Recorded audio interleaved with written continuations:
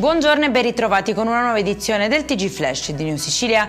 In apertura incidente mortale a Siracusa, a perdere la vita un quindicenne dopo il violento scontro frontale tra due motocicli, feriti anche due giovani, uno dei quali ricoverato in gravi condizioni.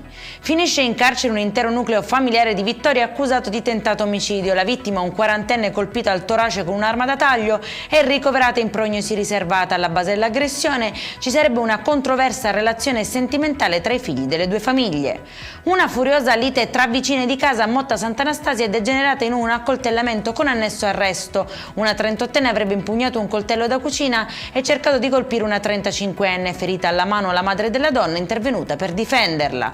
Blitz delle forze dell'ordine allo Zen 2 di Palermo contro spaccio e detenzione illegale di armi. Arrestato un uomo che nascondeva nella sua abitazione una pistola con matricola a brasa, centinaia di munizioni e quasi mezzo chilo di hashish tra panetti e dosi già pronte per la vendita.